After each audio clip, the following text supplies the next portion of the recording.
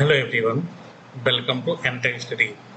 ये इस लेक्चर का मैं सीरीज स्टार्ट कर रहा हूँ जो कि आपके अपकमिंग एग्जाम जो कि आरआरबी का लगा हुआ है, आरआरबी ग्रुप डी का लगा हुआ है आपका, ठीक है। आरआरबी जेई का नोटिफिकेशन आने वाला है, ठीक है, जिसमें भी साइंस पूछा जाता है आपका। जैसे सुपर टेट हो गया, सुपर टेट का आपका नोटिफिकेशन आपके एग्जाम होगा तो उसमें भी साइंस पूछा जाता है। तो हम बेसिकली उसको ध्यान में रख करके जो हमारा एनसीईआरटी का सिलेबस है उसको बहुत समराइज करके एक बेस्ट नोट्स के फॉर्म में अवेलेबल कर रहा हूँ, जिसमें हम डेली एक चैप्टर का स्टडी करेंगे और उससे इम्पोर्टेंट जो हमारे फैक्ट निकल के आएंगे बहुत ही शॉर्ट वे में हम कंप्लीट करने की कोशिश करेंगे। अगर आपने अभी तक साइंस स्टार्ट नहीं करी है, नहीं पढ़ा है, तो ये लेक्चर्स आपके लिए बहुत ही हेल्पफुल होने वाला है, ठीक है। तो ये हमारा जो है, हम बता दें आपको, ये हमारा जो क्लास 10th है, ठीक है, क्लास टेंथ का हम स्टार्ट कर रहे हैं चैप्टर 1, जो कि क्या है हमारा रासायनिक अभिक्रियाएं एवं समीकरण, ठीक है। तो ये हमारे जो टोटल टॉपिक्स हैं उनको आने वाले अपकमिंग लेक्चर्स में डिस्कस करते हुए कंप्लीट करेंगे। ये आपकी एक तरह से मैराथन क्लास की तरह होगी, लेक्चर्स लंबे होंगे, आपको इनको स्टडी करना है और नोट्स बनाना है। डायरेक्टली क्वेश्चन आपके एग्जाम में यहीं से बनेंगे, ठीक है। तो चलिए हम स्टार्ट करते हैं। अगर आप नए हैं हमारे यूट्यूब चैनल पे तो एमटेक स्टडी, ठीक है, एमटेक स्टडी चैनल को आप सब्सक्राइब कर लीजिए।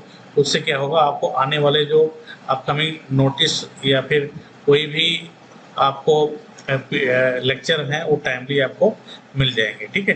तो जो एमटेक स्टडी आप सर्च करेंगे यूट्यूब चैनल पे तो आपको सबसे पहला जो यूट्यूब चैनल मिलेगा वही हमारा एमटेक स्टडी है, ठीक है। तो चलिए हम स्टार्ट करते हैं क्लासेस को। देखिए, पहला हमारा टॉपिक क्या है कि रासायनिक अभिक्रिया यानी कि केमिकल रिएक्शन क्या होता है, ठीक है। बिल्कुल बेसिक से पढ़ेंगे, अगर आपने बिल्कुल न्यू हो तब भी आपको क्या होगा, सारी चीज़ें अच्छे से क्लियर हो जाएंगी, ठीक है। अब जैसे इसमें क्या है, रासायनिक अभिक्रिया यानी केमिकल रिएक्शंस क्या क्या होता है। केमिकल रिएक्शन में आप देखेंगे इसका डिफिनेशंस क्या है शॉर्ट वे में। जब एक या एक से अधिक पदार्थ अभिक्रिया करके नए गुणों वाले नए पदार्थ बनाते हैं, ठीक है, तो उसे रासायनिक अभिक्रिया कहते हैं, ठीक है। फॉर एग्जाम्पल, जैसे एक हमारा क्या है, हमारे पास यहाँ पे देखिए मैग्नीशियम है, ठीक है। मैग्नीशियम ने रिएक्शन किया हमारा किसके साथ में, ऑक्सीजन के साथ में, और हमारा क्या मैग्नीशियम ऑक्साइड बना दिया। तो यानी कि हमारे पहले क्या था, हमारे पास मैग्नीशियम था और ऑक्सीजन था, और वो मिलके मैग्नीशियम ऑक्साइड बना दिया, जो कि न्यू पदार्थ है, एक नया पदार्थ है। तो इन पूरे जो हमारा अभिक्रिया हुआ है तो इनको हम एक कहेंगे एक तरह के हमारे रासायनिक अभिक्रिया है, ठीक है। तो ये हमारा एक पॉइंट हो गया। आगे बढ़ते हैं। अब जैसे देखिए, मैग्नीशियम जलकर मैग्नीशियम ऑक्साइड बनाता है, तो ये सब पॉइंट आपके एग्जाम के लिए इंपॉर्टेंट है। जैसे मैग्नीशियम क्या है, आपके मैग्नीशियम ऑक्साइड बनता है कैसे, बर्निंग के माध्यम से, ठीक है। बर्निंग के माध्यम से आपको क्या बना, आपका ये बन गया, ठीक है। आगे हम देखेंगे जो हमारा एक मिनट, जो हमारे मतलब हम प्रक्रिया रासायनिक अभिक्रिया का पहचान कैसे करेंगे कि ये हमारा रासायनिक अभिक्रिया हो रही है, ठीक है। तो उसकी पहचान के लिए हम क्या करेंगे, देखिए इससे हमारा उसमें क्या होगा आपका, जैसे पहला वाला हमारा क्या है, रंग में परिवर्तन, ठीक है। रंग में परिवर्तन आपको देखने को मिलेगा, या फिर आपको तापमान में परिवर्तन देखने को मिल रहा है, ठीक है। तो पहला पॉइंट हमारा क्या हो गया कि रंग में हमें परिवर्तन अगर देखने को मिल रहा तो हम ये कहेंगे रासायनिक अभिक्रिया हो रही है, ठीक है। सेकेंड पॉइंट हमारा क्या है कि तापमान में परिवर्तन हो रहा है उस केसेस में, या फिर गैसों का उत्सर्जन हो रहा है, या फिर अवक्षेप या कोई प्रिसिपिटेट बन रहा है, इंग्लिश में अगर आप कहेंगे अवक्षेप बन रहा है तो हम कहेंगे क्या है, हमारा केमिकल अभिक्रिया हो रहा है, ठीक है। आगे वैसे हमारा क्या है अगला, अवस्था में परिवर्तन, यानी कि अगर उसके स्टेट में परिवर्तन हो रहा है तो भी हम कहेंगे क्या है, हमारे पास रासायनिक अभिक्रिया हो रही, ठीक है। तो ये सारे पॉइंट्स हमें ध्यान देने हैं कि कैसे हम पहचानेंगे। कोई भी पूछ सकता है, आपको ऑब्जेक्टिव क्वेश्चन ये बन सकता है कि आप कैसे पहचानोगे कि जो है रासायनिक अभिक्रिया हो रही है, ठीक है। तो ऑब्जेक्टिव क्वेश्चन में सारे ऑप्शन दे करके आपको पूछा जा सकता है। सिमिलर अगर हम पूछे इसी में बात किया जाए तो हमारे पास एक होता है अभिकारक एवं उत्पाद, ठीक है। अभिकारक एवं उत्पाद की बात करें तो ये पूछा जाता है, जैसे मान लो कोई रिएक्शन दे देगा आपको, रिएक्टेंट एंड प्रोडक्ट क्या है उसमें, ठीक है। तो ये आपको बताना पड़ता है कि कौन सा रिएक्टेंट है और कौन सा प्रोडक्ट है। तो जैसे मान लो आपने कोई एक रिएक्शंस है, उसके अंदर हम पहले डेफिनेशन देख लेते हैं। जो पदार्थ अभिक्रिया में भाग लेते हैं, ठीक है, उन्हें हम क्या कहते हैं, अभिकारक कहते हैं। और उत्पाद यानी कि प्रोडक्ट किसे कहते हैं, जो नए पदार्थ हमारे बनते हैं उन्हें हम प्रोडक्ट कह देते हैं, ठीक है। For example Zn plus H2SO4, देखिए जो एग्जाम्पल दिए एग्जाम्पल ही डायरेक्ट आपके एग्जाम में बन जाते हैं, ठीक है। जिंक और हाइड्रोजन सल्फ्यूरिक अम्ल जो है आपका इस सल्फ्यूरिक अम्ल है और जिंक एक रिएक्शन करके ZnSO4 और H2 गैस बनाते हैं। तो हमारा जो पार्टिसिपेट किए रिएक्शंस में इनको हम क्या कह देंगे, ये हमारे क्या है, अभिकारक हो गए, ठीक है। और जो इसके रिएक्शंस के फलस्वरूप जो हमारे प्रोडक्ट नए बने, जो हमारे पदार्थ नए बने, हम उन्हें क्या कर देते हैं, प्रोडक्ट या फिर उत्पाद कह देंगे। तो यहाँ पे आप देख रहे हैं अभिकारक क्या है आपका Zn और H2SO4, और जो उत्पाद है आपका ZnSO4 और H2 है, ठीक है। तो ये आपके निकल के आते हैं। सेम अगर रिएक्टेंट की अगर बात करें, हम रिएक्टेंट की बात कर लेते हैं। सेम आपसे रिएक्टेंट अगर बोल दे तो ये इसका इंग्लिश नेम है, आपको ध्यान रखना होगा। रिएक्टेंट इसका इंग्लिश नेम है और उत्पाद इसका, प्रोडक्ट इसका इंग्लिश नेम है, तो ये भी आपको ध्यान में रख के चलना है, ठीक है। तो आगे बढ़ते हैं, जैसे अब रासायनिक समीकरण कुछ देख लेते हैं। कुछ केमिकल रिएक्शंस हमारे क्या है, जैसे रासायनिक अभिक्रियाओं को प्रतीकों एवं सूत्रों द्वारा लिखना रासायनिक समीकरण कहलाता है, ठीक है। रासायनिक अभिक्रिया आपने देख लिया, ठीक है। अभिकारक और उत्पाद आपने देख लिया। अब रासायनिक समीकरण क्या है, इनको हम जो हमारे पास अभिकारक हैं या उत्पाद हैं, उनको हम एक प्रतीक या सूत्र के रूप में लिखना हमारा क्या होगा, रासायनिक समीकरण होगा, केमिकल इक्वेशन कहलाएगा ये हमारा, ठीक है। जैसे देखिए 2H2 प्लस O2, ये मिलेगा क्या बन गया, 2H2O। ये सारे एग्जाम्पल भी आपको ध्यान में रखना है, डायरेक्टली आपके एग्जाम बन जाएगा कि ये कौन बैलेंस है या नहीं है, तो आपको बैलेंस करना पड़ेगा इनको। तो ये ध्यान रखेंगे तो आपको ऑब्जेक्टिव क्वेश्चन में हेल्प मिलेगी, ठीक है। सेम आगे बढ़ेंगे तो देखिए, तो कुछ संतुलित रासायनिक समीकरण किसे कहेंगे, आपने रासायनिक समीकरण तो देख लिया। अब बैलेंस्ड केमिकल इक्वेशन यानी कि संतुलित रासायनिक समीकरण कौन से होते हैं। देखिए, जिस समीकरण में दोनों और प्रत्येक तत्व के परमाणुओं की संख्या समान हो उसे संतुलित रासायनिक समीकरण कहते हैं, ठीक है। यानी कि जो परमाणुओं की संख्या है हमारे लेफ्ट हैंड साइड और राइट हैंड साइड जो हमारा अभिक्रिया होगा उसमें क्या है, बराबर होगा, तो उसे हम कहेंगे।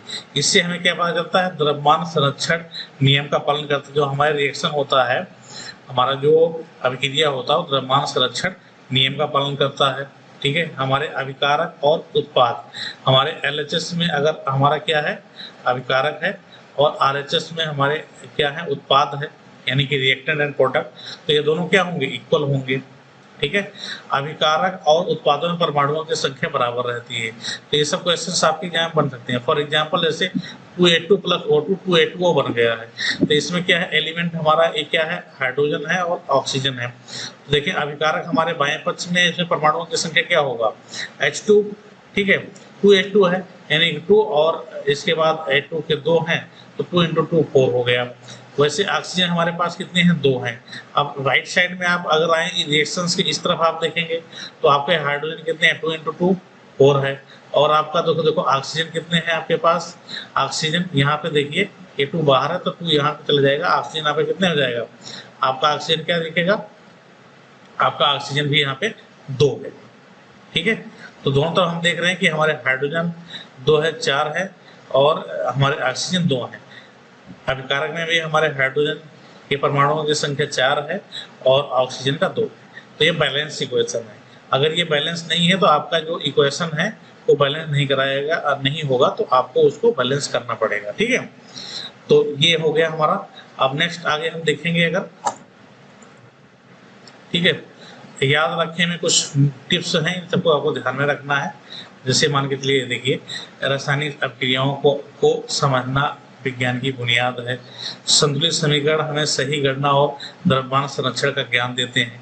तो जो हमने टिप्स डाल रखा है, ये सारे टिप्स भी आपको पढ़ना है।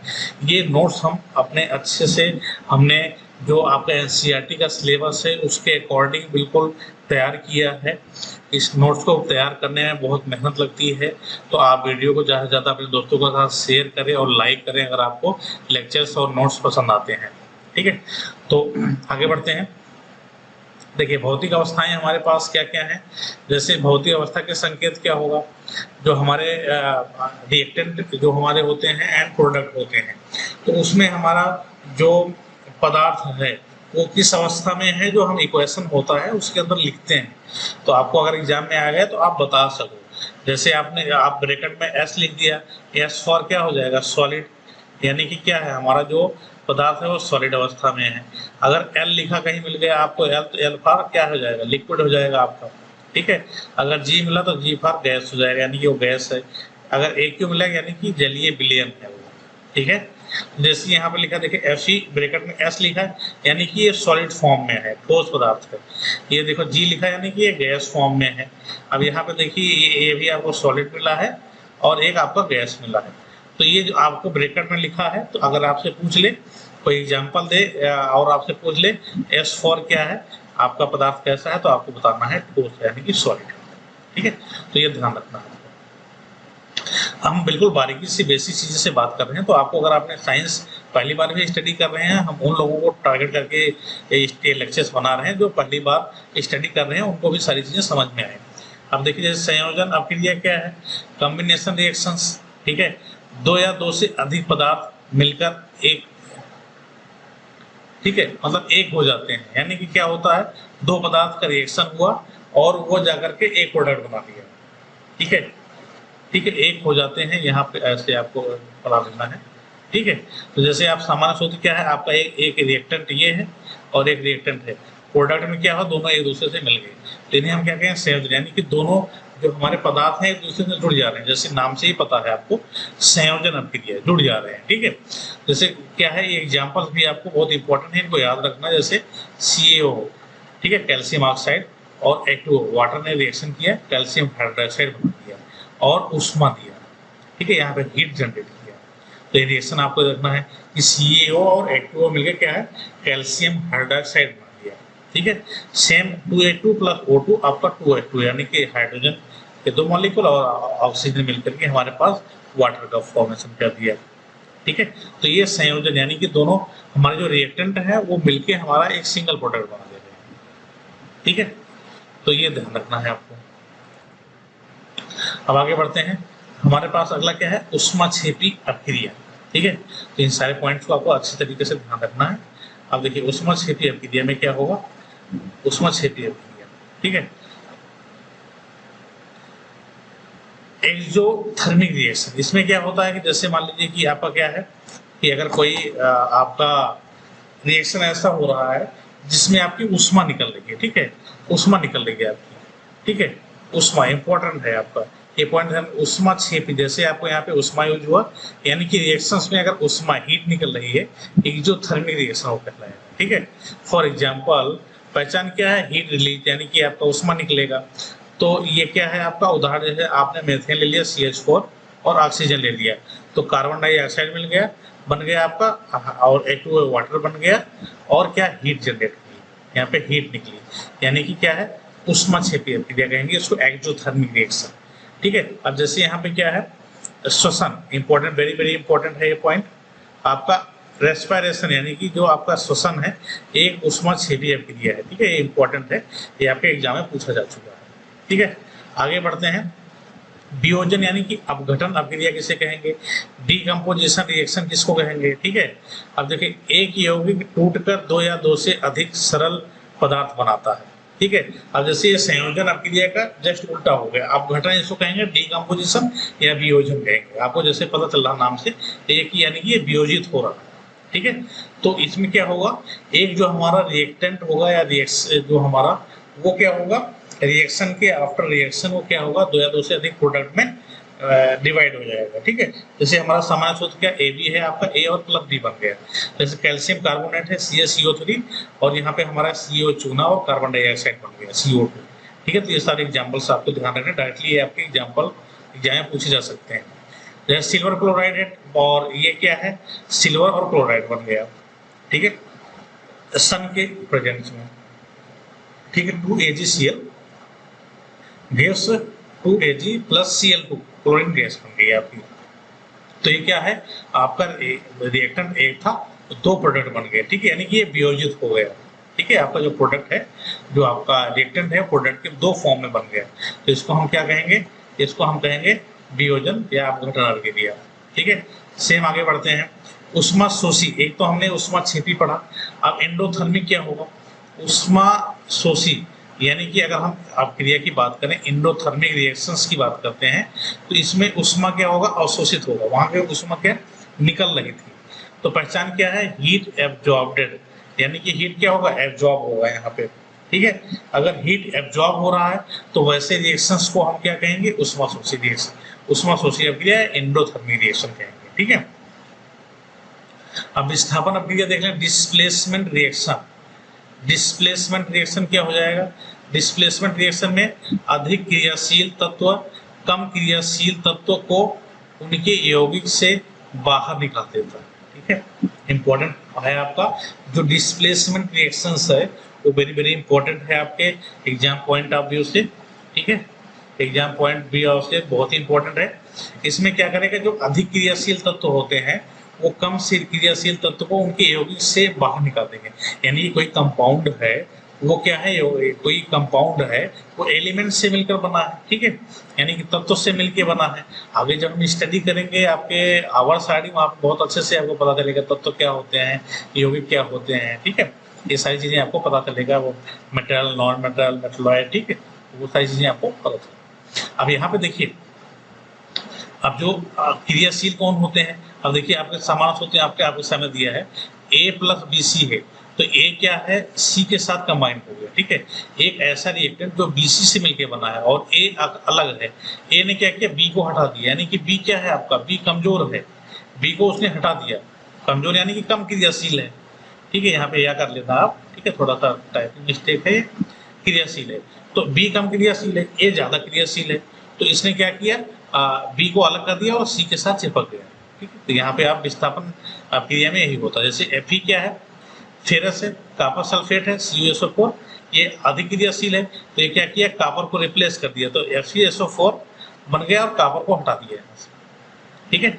यानी कि जो अधिक क्रियाशील होगा वो कम क्रियाशील को क्या है, रिप्लेस करके खुद अपना यौगिक बना लेगा, ठीक है, कंपाउंड बना लेगा। तो ये चीजें आपको ध्यान रखनी है, इंपॉर्टेंट पॉइंट है ये। अब आगे देखेंगे द्विविस्थापन, ठीक है। अब इसमें देखेंगे द्विविस्थापन। द्विविस्थापन में क्या है, द्विविस्थापन रिएक्शन डबल डिस्प्लेसमेंट, ठीक है, यानी कि यहाँ डबल बार हो जाएगा। दो यौगिक अपने आयनों का आदान प्रदान करते हैं, ठीक है। अब जैसे आयंस होते हैं, आयंस से ही मिलके हमारे क्या यौगिक बनते हैं, जो हमारे उनकी जो वैलेंसी होती है उसी से मिलकर के अपने, ये जो यहाँ पे शो कर रहा है 2 और 4 क्या है, आपको आगे हम डिस्कस करेंगे कि ये हमारे यौगिक कंपाउंड बनते कैसे हैं बेसिकली। तो वो नॉर्मल सा लेक्चर है, आपको बता देंगे तो आप सीख जाएंगे, बस उसके लिए आपको वैलेंसी और संयोजकता का ज्ञान होना चाहिए। तो जैसे ही चैप्टर आएगा सारी चीजें आपको क्लियर कर देंगे, बशर्ते यहाँ पे आप नॉर्मल ये जो अभिक्रियाएं होते हैं उसको समझ के चलिए। AB और CD क्या है, इसमें क्या है, देखिए जो आयंस होते हैं एक दूसरे के, वो एक दूसरे से क्या है, अलग होकर के एक दूसरे से नया प्रोडक्ट बना लेते हैं। जैसे इसमें देखिए Na2SO4 सोडियम सल्फेट और बेरियम क्लोराइड है, तो यहाँ पे क्या है, बेरियम सल्फेट के साथ चला गया और सोडियम क्या है, क्लोराइड के साथ चला गया, तो बेरियम सल्फेट बन गया यहाँ पे पेंटेसिपेट, और एक NaCl यानी कि नमक बन गया, नमक का फार्मूला होता है ये, ठीक है। तो ये आपका बन गया। तो यहाँ पे आप क्या देखें कि जो इनके आयन्स हैं एक दूसरे से इंटरचेंज हुए, आदान प्रदान कर लिया, ठीक है, और नए हमारे पास प्रोडक्ट बना दिया, ठीक है। तो ये हमारा द्विविस्थापन डबल डिस्प्लेसमेंट हुआ, यानी कि डिस्प्लेसमेंट एक ही अगर होगा तो विस्थापन आप कहेंगे विस्थापन अपक्रिया है, लेकिन क्या है, अगर दोनों आयन से दूसरे से इधर शिफ्ट हो गया, दूसरा वाला दूसरे साथ शिफ्ट होकर नए कंपाउंड बना लिए, तो उसको हम द्विविस्थापन अपक्रिया कहेंगे, ठीक है। अब अवक्षेपण की हम बात कर लें, अवक्षेपण की, ठीक है। अवक्षेपण अभिक्रिया क्या होती है, देखिए अवक्षेपण अभिक्रिया में क्या आएगा आपका, प्रेसिपिटेशन रिएक्शंस, यानी कि जिसमें अवक्षेप बन जाए। अवक्षेपण यानी कि जिसमें अवक्षेप बन जाए। अवक्षेप जब बनेगा तो आपको देखना एरो का निशान ऐसे रहेगा। एग्जाम मान लो आप अगर ऑब्जेक्टिव में ऐसे मिल गया और पूछा आपसे अवक्षेपण अभिक्रिया कौन सी है, तो आपको एरो ऐसे नीचे की तरफ किसी यौगिक में लिखा मिल गया तो रिएक्शंस आपका अवक्षेपण रिएक्शंस हो जाएगा। जिस अभिक्रिया में अवलेय ठोस या अवक्षेप बनता है उन्हें हम क्या करते हैं, अवलेय ठोस, यानी कि आपका जो लिक्विड फॉर्म में रहेगा उसमें आपको सॉलिड पार्टिकल दिख रहा होगा। ठीक है, जैसे वाटर में क्या है, आप चीनी घोलते हैं तो दिखता नहीं चीनी, तो वो आपका अवक्षेप नहीं। पानी के अंदर जैसे चूना है तो अवक्षेप है एक तरह से आप, ठीक है। तो ये आपका अवक्षेप है, सफेद अवक्षेप आपका बनता है। अगर Na2SO4 BaCl2 BaSO4 और नमक बनता है, ये सारे रिएक्शंस आपको एग्जाम पूछे जाएंगे, डायरेक्टली आप इनको तैयार करना, ठीक है। तो इंपॉर्टेंट है। तो अवक्षेपण अभिक्रिया ये हो गया। अब हम बात करें उपचयन क्या होता है। उपचयन यानी कि ऑक्सीडेशन। ऑक्सीडेशन जब किसी पदार्थ में ऑक्सीजन की वृद्धि हो, ध्यान से समझना, जब किसी पदार्थ में ऑक्सीजन की वृद्धि हो या हाइड्रोजन का ह्रास हो, यानी कि उपचयन यानी कि यहाँ देखिए ऑक्सीडेशन। ऑक्सीडेशन से आप पढ़िए कि ऑक्सीजन की क्या होगी, इंक्रीमेंट होगी, उसका अपोजिट हाइड्रोजन है, हाइड्रोजन में कमी होगी, या ठीक है, ऑक्सीजन में वृद्धि होती है या हाइड्रोजन में कमी होती है, तो उसे हम कहेंगे उपचयन। उपचयन हो रहा है, ठीक है। उपचयन अभिक्रिया के अंतर्गत देखें, जैसे देखिए कॉपर है और ऑक्सीजन है। अब यहाँ पे देखिए क्या हुआ, 2CO, यानी कॉपर के साथ क्या था, ऑक्सीजन नहीं था, इसके साथ क्या, ऑक्सीजन में वृद्धि हो गई, ठीक है। ऑक्सीजन की वृद्धि हुई तो ये हमारी ऑक्सीडेशन कहलाएगी, ठीक है, सिंपल। इसका जस्ट उल्टा होता है रिडक्शन, ये अपचयन। इंपॉर्टेंट है ये दोनों पॉइंट, आपको इनको अच्छे से ध्यान रखना है। अपचयन क्या है, रिडक्शन क्या है, जब किसी पदार्थ में ऑक्सीजन की कमी होती है, जिसका जस्ट उल्टा है, ऑक्सीजन की कमी होगी और हाइड्रोजन या हाइड्रोजन की वृद्धि होगी, तो उसको हम क्या कहेंगे, उसको कहेंगे अपचयन हुआ, यानी कि रिडक्शन हुआ, ठीक है। जैसे अब इसी का देख लीजिए, CEO, कॉपर को हम हाइड्रोजन के साथ क्रिया कर दिए, ठीक है। अब क्या है, कॉपर एक हमारा यहाँ से इसके पास ऑक्सीजन था, अभी ऑक्सीजन क्या है इसके पास कम हो गया, ठीक है, तो हमें इससे क्या कहेंगे, अपचयन हो गया, ठीक है, सीधा है। तो यहाँ से आप समझ सकते हैं हाइड्रोजन में वृद्धि होना है और ऑक्सीजन में वृद्धि ऑक्सीडेशन में होगा, रिडक्शन में हाइड्रोजन की वृद्धि होगा, जस्ट अवॉइड दोनों चीजें चलेंगी, ठीक है। अब हम आगे बढ़ते हैं, रेडॉक्स अभिक्रिया देख लेते हैं। रेडॉक्स अभिक्रिया हमारे पास क्या होता है, रेडॉक्स अभिक्रिया देख लेते हैं। देखिए रेडॉक्स मतलब रिडक्शन, अगर आप देखेंगे शॉर्टकट है, अगर आप देखेंगे रेडॉक्स क्या है, रिडक्शन मतलब अगर आप देखेंगे रिडक्शन आपने देखा था अभी, और एक टर्म देखा था ऑक्सीडेशन, ठीक है, दो चीजें देखा था आपने, एक रिडक्शन देखा था, दूसरा देखा था ऑक्सीडेशन। तो जिस अभिक्रिया में उपचयन या और अपचयन साथ साथ होते हैं, यानी कि जिस अभिक्रिया में एक उपचयन है, उपचयन में यानी कि क्या, आपका ऑक्सीडेशन, अपचयन मतलब आपका रिडक्शन, साथ साथ होते हैं, तो उन्हें हम रिडॉक्स कह देते हैं, ठीक है। अब देखिए इसका RE ले लिया और ऑक्सीडेशन का OX ले लिया, ये दोनों मिलकर क्या बन गए, ReDOX, रिडॉक्स, ठीक है।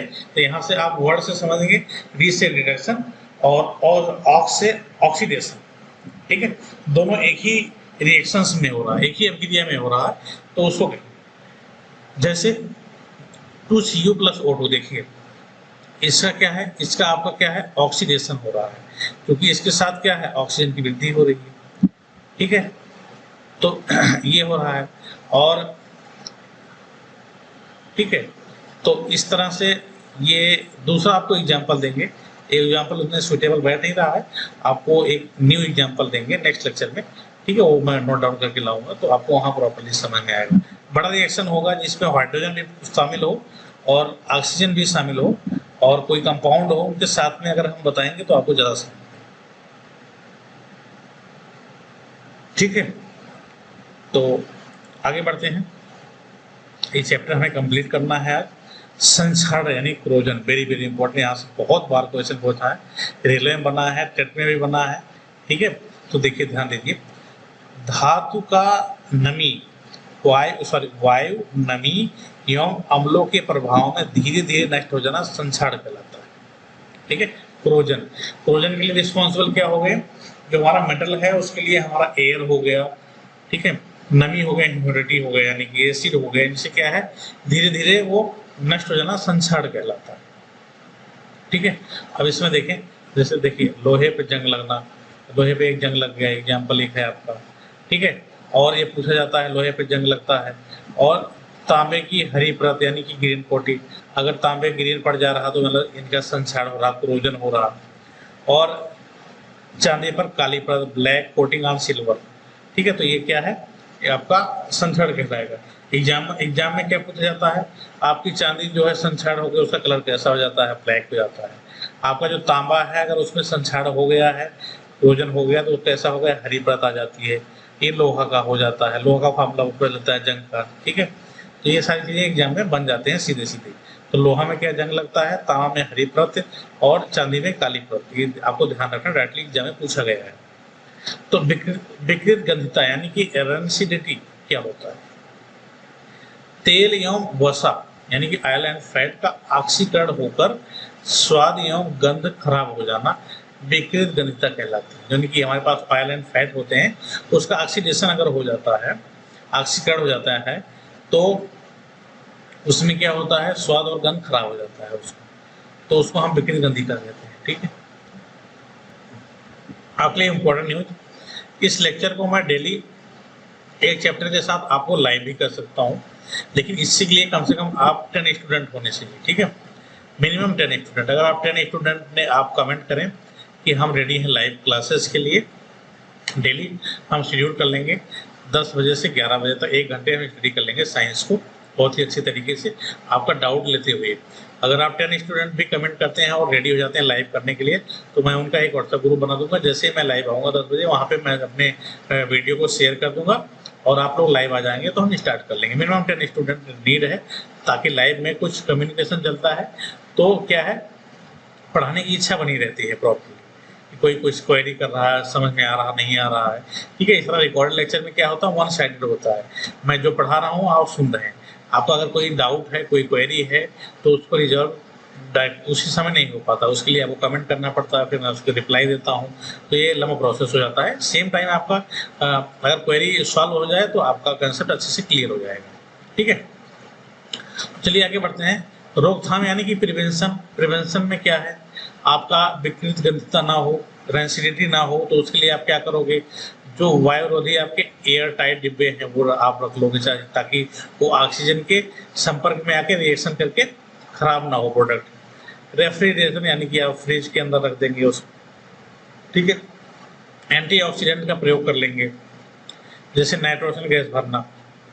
तो ये भी क्वेश्चन आपको एग्जाम में बन जाता है कि जो आपके चिप्स आते हैं उस पैकेट में कौन सी गैस भरी होती है, तो इनर्ट गैस होती है नाइट्रोजन गैस, आप उसमें भर देते हैं तो ऑक्सीजन से रिएक्शन नहीं करता है, जिससे वो खराब नहीं होता है।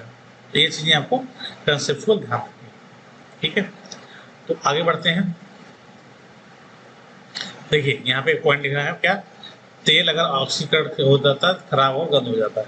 ठीक है, तो ये चीज ध्यान रखनी है, छोटे छोटे पॉइंट को। आप महत्वपूर्ण रासायनिक फार्मूले देख लेते हैं, जो हमने क्विक रिवीजन कर लेते हैं, जो आपने अभी देखा है। विस्थापन यानी कोई चीज विस्थापित हो जाए, इस तरह से देखिए विस्थापित हो गया, मैंने बताया था अधिक क्रियाशील कम क्रियाशील को विस्थापित कर देता है। यहाँ पे देखिए द्वि विस्थापन माने कि AB है, CD है, AD एंड CB बन गया, अलग अलग कंपाउंड बना लिए। ऑक्सीडेशन में क्या होगा, आपका ऑक्सीजन बढ़ेगा, हाइड्रोजन कम हो जाएगा। रिडक्शन में क्या होगा, ऑक्सीजन कम हो जाएगा, हाइड्रोजन बढ़ जाएगा। रिडॉक्स में क्या होगा, ऑक्सीजन और ऑक्सीडेशन एंड रिडक्शन दोनों प्रक्रियाएं एक साथ होंगी, उनको हम रिडॉक्स कहेंगे। तो भाई कोई रिवीजन हो गया। अब देखिए ये फार्मूला में पूछा जाता है, आपके डायरेक्टली एग्जाम में पूछा गया है। श्वसन रेस्पिरेशन किस तरह की क्रिया है और इसके रिएक्शंस क्या है। देखिए ये हमारा ग्लूकोज है C6H12O6 हमारे पास रहता है। हम क्या है ऑक्सीजन ले लेते हैं 6O2 और क्या है उसके बाद ये रिएक्शंस क्या होता है, फिर कार्बन डाइऑक्साइड हम बाहर निकाल देते हैं एंड वाटर बनता है और एनर्जी निकलती है।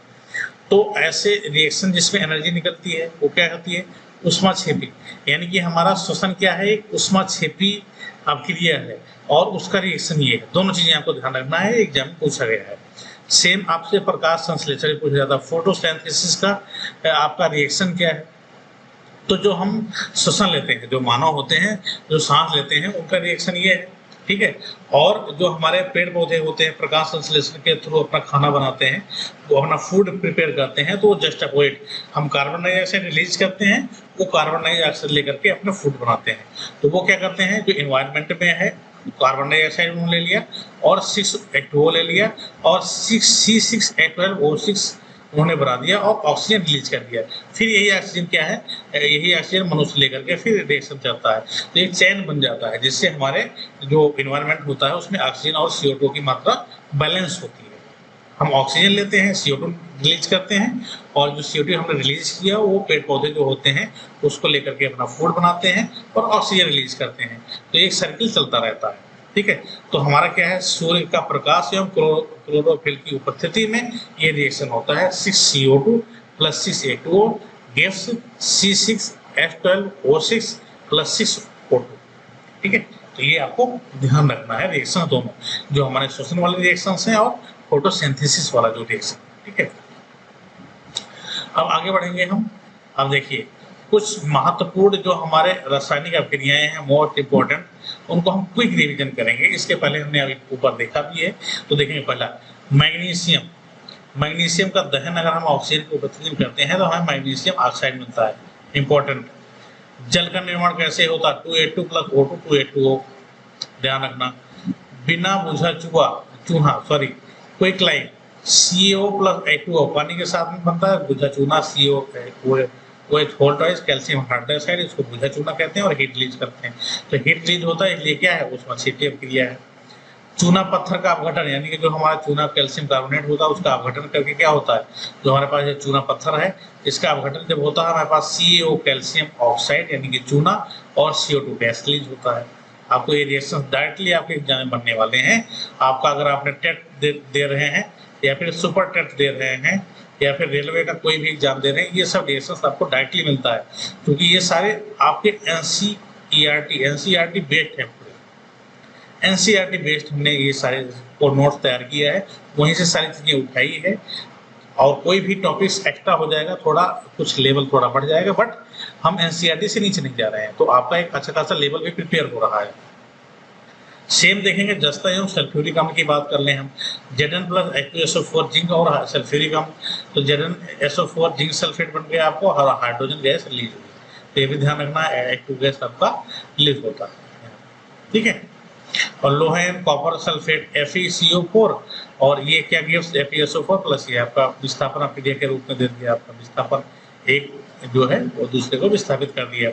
बेरियम क्लोराइड की अभिक्रिया आपको पहले भी बताया, Na2SO4 BaCl2 BaSO4 क्या है, ये आपका सफेद अवक्षेप है, इसको अवक्षेप अभिक्रिया भी कर सकते हैं, प्लस आपका NaCl नामक बन गया है। तो ये आपको नोट डाउन करने हैं सारे reactions. CO + H2 copper oxide का अपचयन हो रहा है यहाँ पे CO + H2O, ठीक है। तो ये एक तरह का क्या है, रिडॉक्स अभिक्रिया है। अगर ये रिएक्शंस आपके आते हैं तो आपको बताना है क्या, एक तरह का CO + H2O एक रिडॉक्स रिएक्शंस है, ठीक है। तो आगे बढ़ते हैं।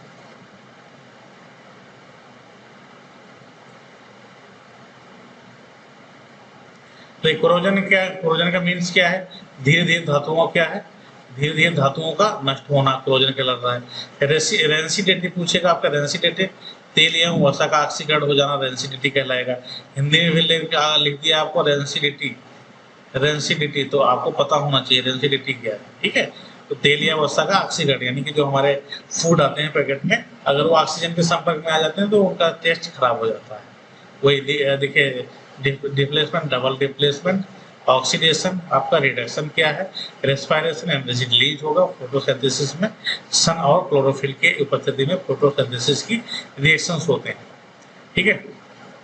तो क्विक रिवीजन हम कर लें, हमारा ये सिलेबस कंप्लीट हो चुका है, सारे टॉपिक्स एज पर NCERT हमने कंप्लीट कर लिया है। अब हम क्विक रिवीजन कर लेते हैं। अगर आप हमारे चैनल पर न्यू हैं तो एंटर स्टडी आप सर्च करके उसको सब्सक्राइब कर लें, ताकि ये लेक्चर आपको टाइमली डेली मिल जाए, ठीक है। अब क्विक रिवीजन में देखिए वही सारे पॉइंट जो मैंने आपको बता दिया। नए पदार्थ बनने पर रासायनिक अभिक्रिया होती है, संतुलित समीकरण में दोनों परमाणुओं की संख्या बराबर होती है। एस, एल, जी एक तो भौतिक अवस्थाओं को संकेत हैं। S for solid, L for liquid, G for gas, liquid अवक्षेप है। संयोजन अभिक्रिया में एक उत्पाद बनता है, यानी कि A plus B gives A B, A बन जाता है संयोजन अभिक्रिया में। वियोजन में एक यौगिक टूटता है, अगर ए बी है आपका ए प्लस बी हो जाएगा, आपका टूट जाएगा। उष्मा निकलने वाली अभिक्रिया उष्मा क्षेपीय अभिक्रिया होती है, जैसे आपका शोषण एक क्या है, उष्मा क्षेपीय अभिक्रिया है। उष्मा अवशोषित वाली अभिक्रिया क्या है, उष्मा शोषित अभिक्रिया कहलाएगी आपकी। अधिक क्रियाशील धातु कम क्रियाशील धातु को विस्थापित कर देती है, और ये अभिक्रिया हमारा क्या कहलाता है, विस्थापन अभिक्रिया कहलाता है। BaSO4 सफेद अवक्षेप देता है, जैसे आपने NO2CO3 और BaCl2 का आपने किया था तो आपका नमक बन गया था और BaSO4 बन गया था। तो रिएक्शंस आपके सारे याद होने चाहिए। ऑक्सीजन की वृद्धि अगर हो रही है तो आपका क्या है, ऑक्सीडेशन रिएक्शन हो रहा है। अगर आपका ऑक्सीजन की कमी हो रही है तो क्या है, रिडक्शन अभिक्रिया हो रही है। उपचयन और अपचयन साथ होने पे हम उन्हें रिडॉक्स अभिक्रिया कहेंगे। लोहे पर जंग लगना एक संक्षारण अभिक्रिया संक्षारण है। तेल एवं वसा का खराब होना विकृत एंडेंसिटी कहलाता है, ठीक है। और चिप्स के पैकेट में हाइड्रोजन गैस भरी जाती है, वेरी वेरी इंपॉर्टेंट, आपकी एग्जाम में गया है, ताकि क्या हो, आपका ऑक्सीकरण ना हो, ठीक है। तो ये इंपॉर्टेंट पॉइंट मैंने आपके साथ डिस्कस कर लिया, और ठीक है, ये सारे इंपॉर्टेंट पॉइंट है जो हमने डिस्कस किए। इसी के साथ में हमारा जो चैप्टर नंबर 1 है, चैप्टर नंबर 1 आपका कंप्लीटली कंप्लीट हो गया, ठीक है। तो हम कल जो है आपका चैप्टर नंबर 2 में डिस्कस करेंगे। तो डेली हम क्या करेंगे, एक चैप्टर कंप्लीट करेंगे एज ए थ्योरेटिकल। इन सबको अगर आप जो है नए हैं तो इन सबका आपको प्रॉपर्ली क्या करना है, नोट्स बना लेना है। आप नोट्स प्रॉपर बनाते जाएंगे तो क्या होगा, आपके पास बहुत सारे इंपॉर्टेंट पॉइंट आपके नोट डाउन हो जाएंगे। और इसके बाद हम जैसे ही कंप्लीट करते जाएंगे, आपके साथ क्वेश्चंस भी जो MCQ बनते हैं, इस चैप्टर से MCQ हो गया या PIQ हो गया प्रीवियस ईयर के, तो एक एक चैप्टर से अच्छे अच्छे क्वेश्चन सेलेक्ट करके उनका हम PIQ और MCQ भी अटेंड कर लेंगे, जिससे क्या होगा कि सारी चीज़ें आपकी रिवाइज भी होती रहेंगी, ठीक है। तो इस लेक्चर को हम यहीं पे समाप्त करते हैं, अगले लेक्चर में मिलते हैं। आप वीडियो को ज़्यादा से ज़्यादा अपने दोस्तों के साथ शेयर करिए, ठीक है। जो अगर कम्पिटिटिव एग्जाम की तैयारी कर रहे हैं, CTET, टेट, रेलवे के ग्रुप D या फिर RRBJ अपकमिंग एग्जाम, या फिर आपका रेलवे का जो लोको पायलट का एग्जाम होता है, उन सब के लिए बहुत ही इंपॉर्टेंट होने वाले हैं सारे लेक्चर, ठीक है। चलिए, take care, bye bye, thanks for watching the lecture.